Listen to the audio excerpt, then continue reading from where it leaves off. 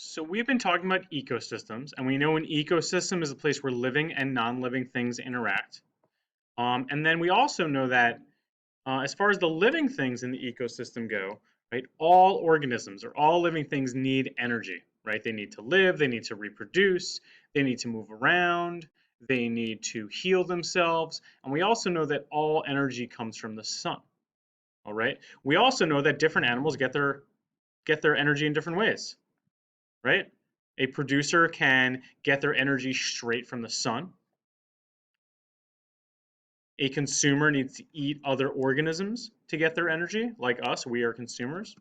And then we know that decomposers get their energy by breaking down dead organisms and their waste, okay? So an ecosystem is this place where all these living and non-living things are interacting, and all living things need energy, and how do they get their energy? So we know that. Now, what we're going to talk about today is the way in which those organisms get their energy. And we can look at the way energy moves through an ecosystem in something called a food chain or a food web. Today we're going to talk about food chains. Tomorrow we're going to talk about food webs. So what is a food chain? And you should definitely write this down. All right, this should go in your notes. A food chain, title. A food chain is a model that shows how energy flows through living things in an ecosystem. Right? They basically show what eats what. So all energy comes from the sun, and we always want to start with a producer, right? We refer to this as like the bottom of the food chain. The base of the food chain is a producer because they're able to take that energy from the sun and turn it into food, right? So this grass produces all this food from the energy of the sun, and then a grasshopper comes around and eats the grass, right? So the grass's energy is able to go to the grasshopper, right? If the grass is a producer, this grasshopper is the first consumer to come along, right? So we call it the primary consumer, okay? So the grasshopper eats the grass, he gets nice and fat off it, and along comes a frog and eats the grasshopper. So where did the sun's energy go? It went from the grass, and then it went into the grasshopper, and now the sun's energy is moving to the frog. And because the frog is the second consumer to come along, we call it the secondary consumer. So the frog eats a bunch of grasshoppers.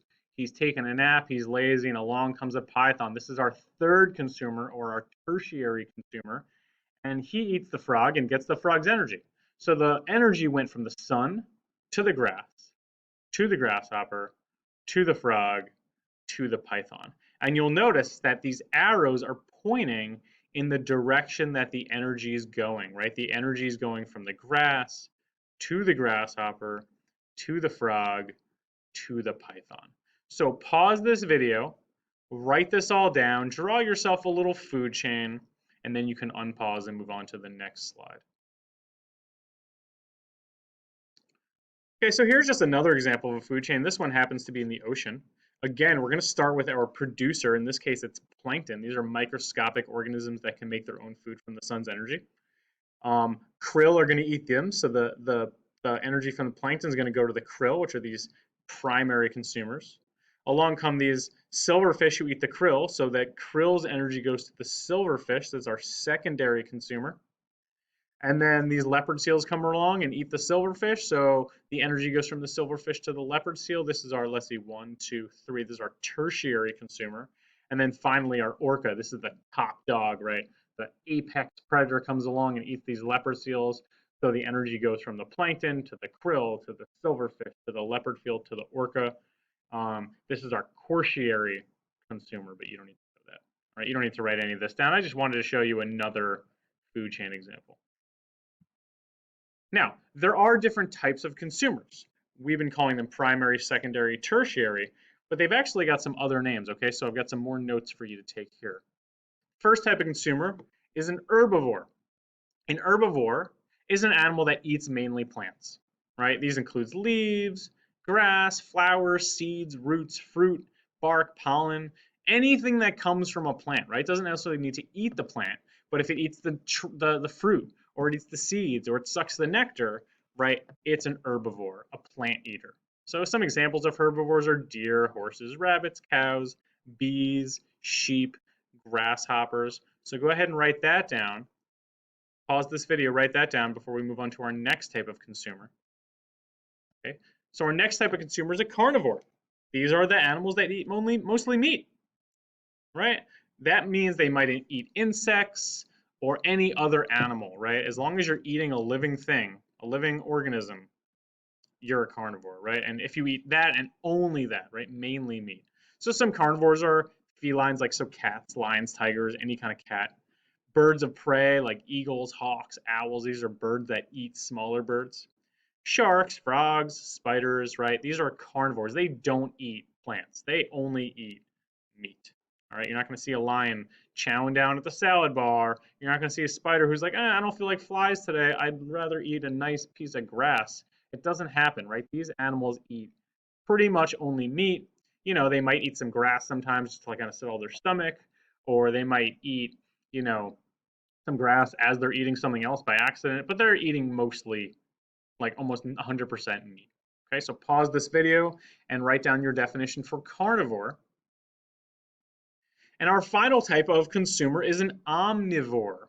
Okay, omni means many. So these are animals that can eat plants and animals. These guys can eat pretty much anything, and we are omnivores, right? Omnivores are humans, most bears, raccoons, most primates like apes and monkeys, seagulls, other birds, right? Bears will eat nuts and berries and seeds. They'll also eat fish and rabbits and deer, right? So they'll eat pretty much anything. Human beings, we are able to eat anything. Now you might say, oh, well, I only like to eat steak, so I'm a carnivore. Well, no, you're not a carnivore. You have the ability to eat plants and animals, and actually your body needs plants and animals. So we are omnivores, okay? So pause this video and write that down before our last slide. So finally, here we have a rainforest food chain. These flowers, the energy from the flowers is going to go to the butterfly. The butterfly's energy is going to go to the toucan. The toucan's energy is going to go to the jaguar. So here's your producer, right? Plants make their own food from energy from the sun. In this case, these flowers are making their own food. They're actually making lots of things. One thing they make is nectar, right? So then this herbivore comes around, this butterfly, and these animals eat mostly plants. This butterfly actually eats the nectar from the plants, so like the sweet, syrupy goodness that plants create, that energy goes to the butterfly.